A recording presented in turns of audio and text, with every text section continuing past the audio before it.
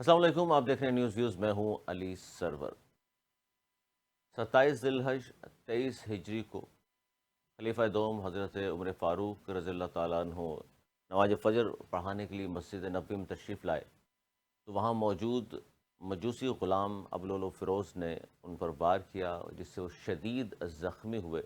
اور 3 دن وہ زخمی رہے۔ اور یہ پھر پس محرم کو وہ سانیہ پیش آیا، یعنی کہ حضرت عمر فاروق رضی اللہ تعالیٰ عنہ کی شہادت ہو گئی۔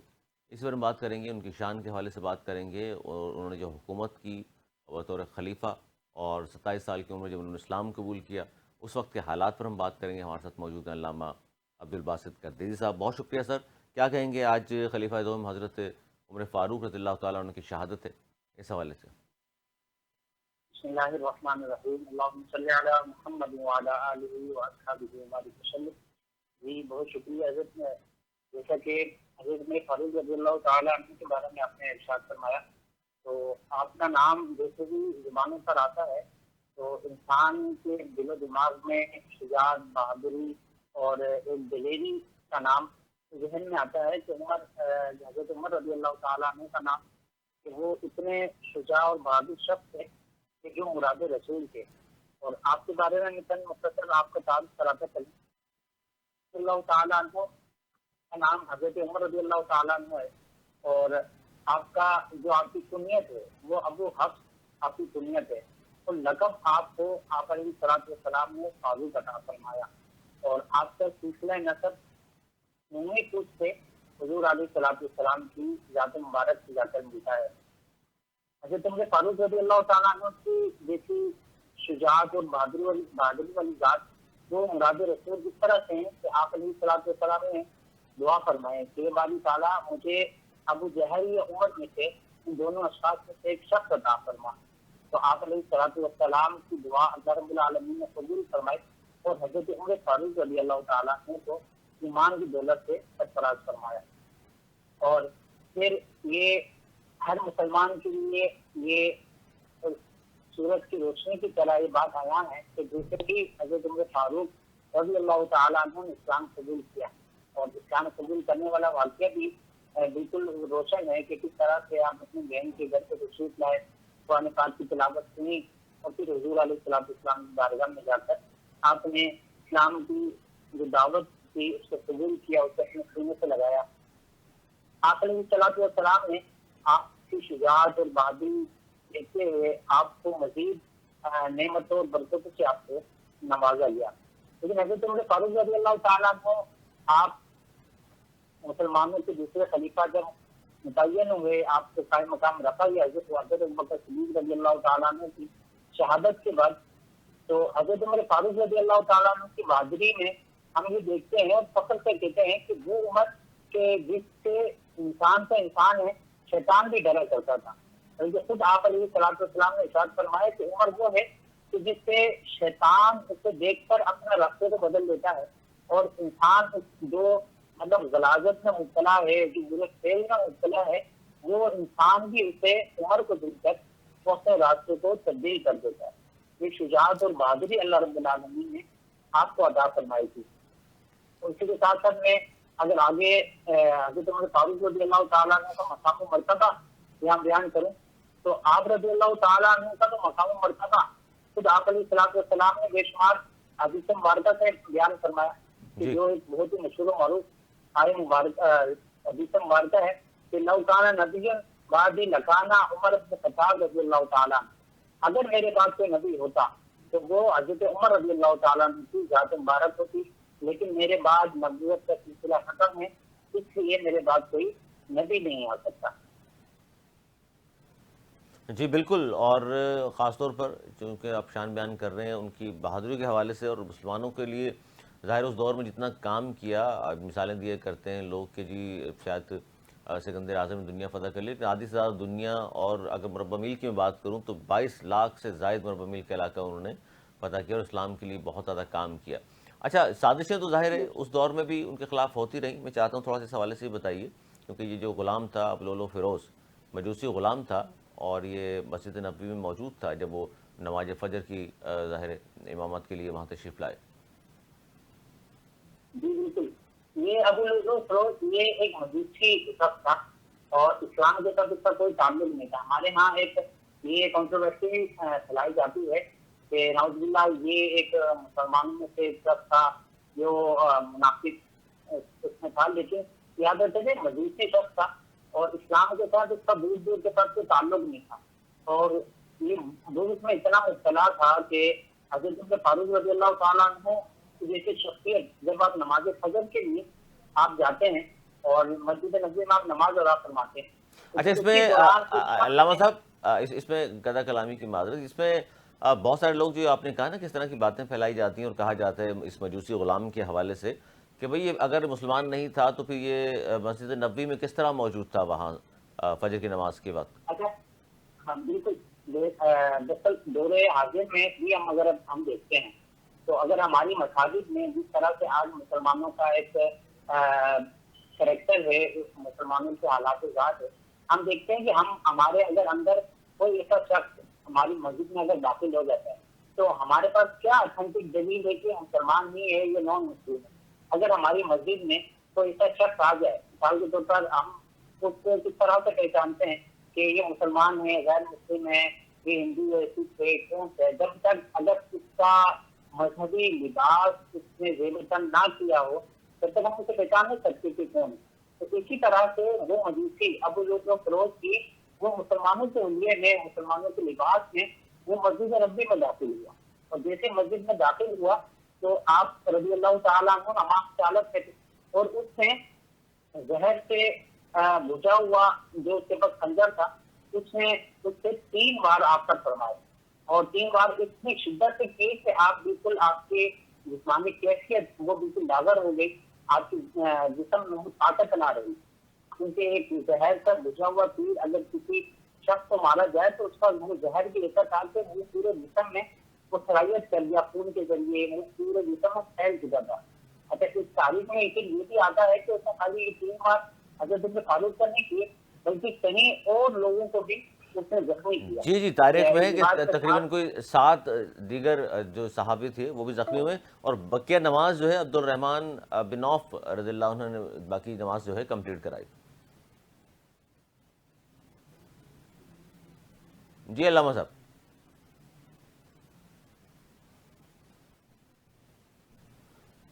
علامہ صاحب آواز آ رہی ہے آپ کو میری؟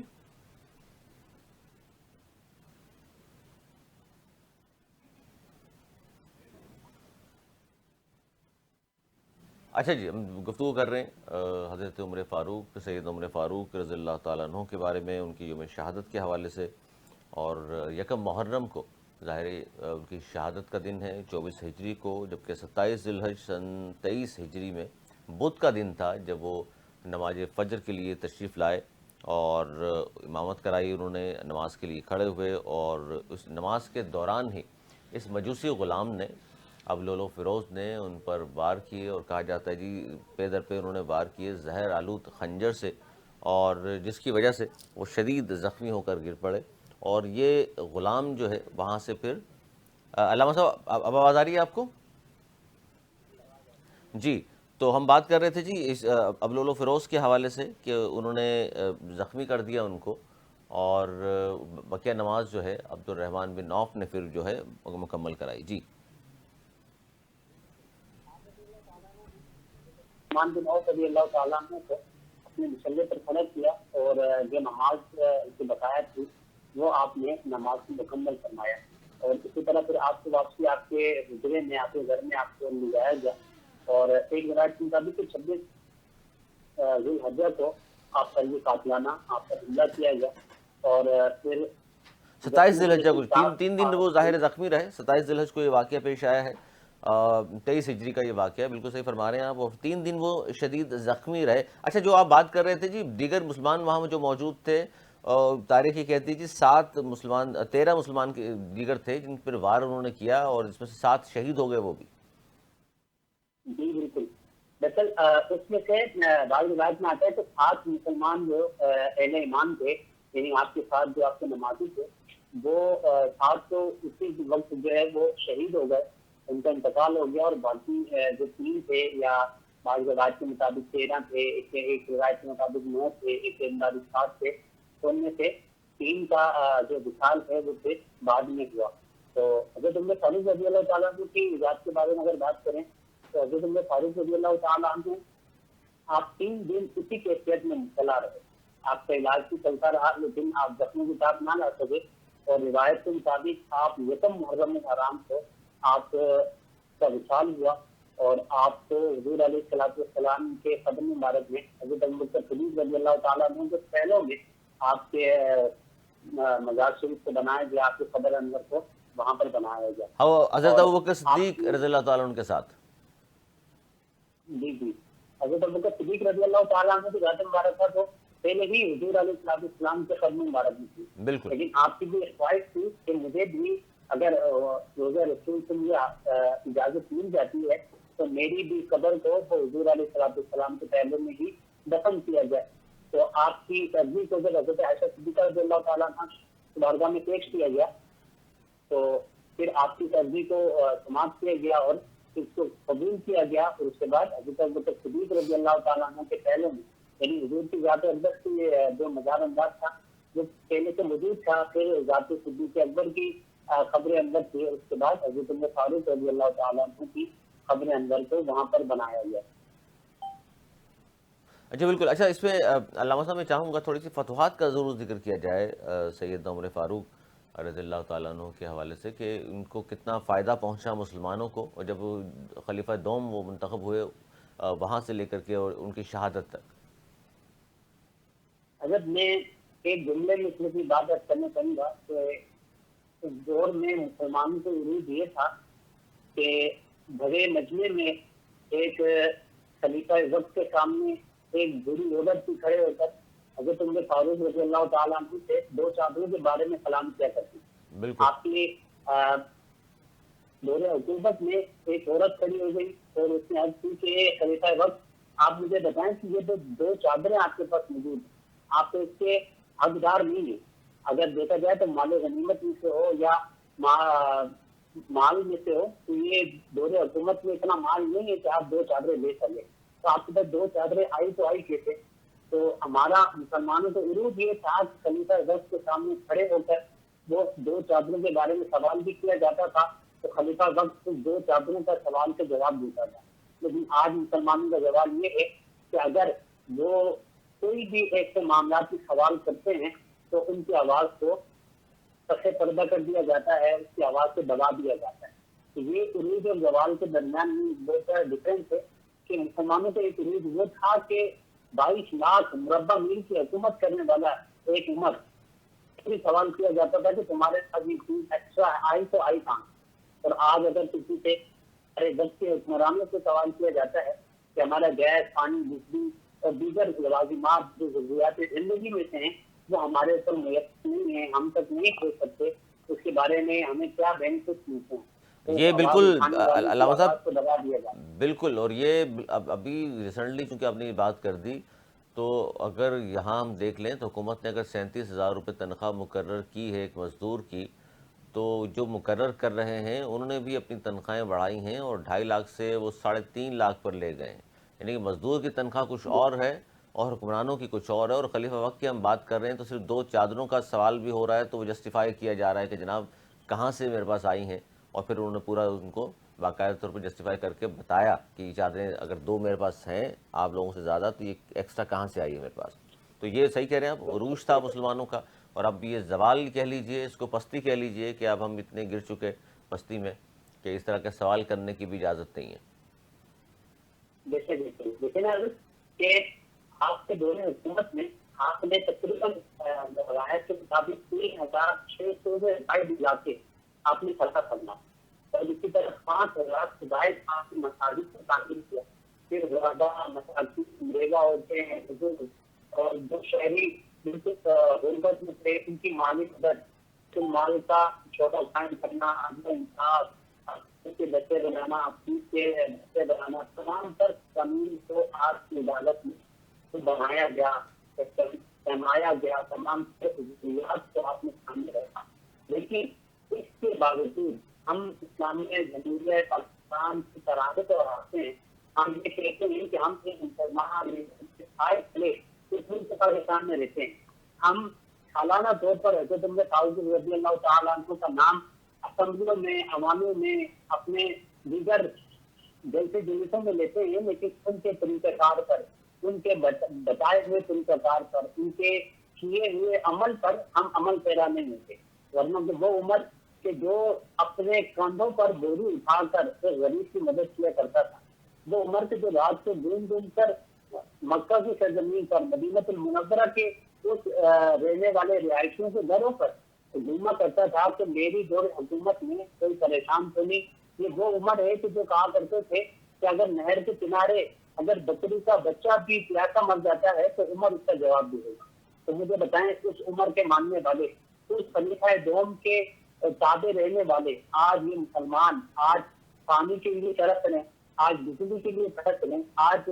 اناج کے لیے ترس رہے ہیں، آج دیگر ہر ضروریات زندگی کی وجہ سے آج یہ مسلمان ترس رہا ہے. اور بالخصوص ہم پاکستان میں رہنے والے مسلمان، پوری دنیا میں رہنے والے مسلمان، وہ صرف اس وجہ سے پریشان ہیں کہ آج ہمارے اوپر ایک مسلم حکمران کے جو عدل، انصاف، اخوت، بھائی چارے کے ساتھ نہیں چلتا، اس وجہ سے آج ہم مسلمان ظلمت، بربریت، ظالمانہ تربیت کا شکار ہو چکے ہیں. اور آپ کی شجاعت اور بہادری کا عالم تو یہ تھا کہ 22 لاکھ مربع میل کہ اگر حکومت دیکھی جائے تو عرب سے لے کر عجم تک، اور اگر پاکستان کی بات کی جائے تو پاکستان میں یہ ایک روایت کے مطابق بلوچستان کی حدود تک، اور 3 بر اعظم افریقہ، یورپ، اور یہ جتنے بھی بر اعظم اس میں شامل ہیں، ان کو آپ نے فتح کیا. اور اس وقت کی سپر پاور طاقت، یعنی جو سپر پاور طاقت تھی، اس کو آپ نے ملیا میٹ کر کر اس پر اسلام کے جھنڈے سے لہرایا. لیکن آج مسلمانوں کا عالم جو ہے وہ ہمارے سامنے ہے. ہمارے حکمرانوں کو بھی سوچو،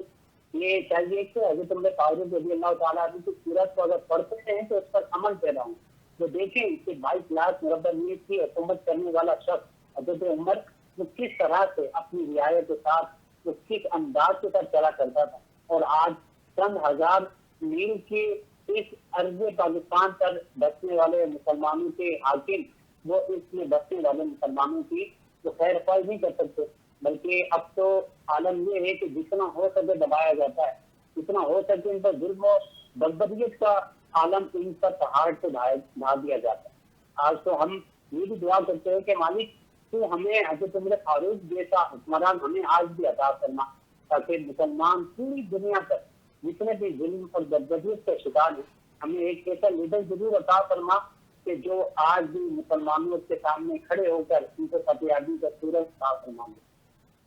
بہت شکریہ علامہ عبدالباسط قادری صاحب، آپ کا اسلامی اسکالر. ہم سے بات کر رہے تھے یوم شہادت حضرت عمر کی. 1 محرم 24 ہجری 62 سال کی عمر میں آپ نے جام شہادت نوش کیا. اس پر ہم بات کر رہے تھے خلیفہ دوم حضرت عمر فاروق کی 22 لاکھ مربع میل پر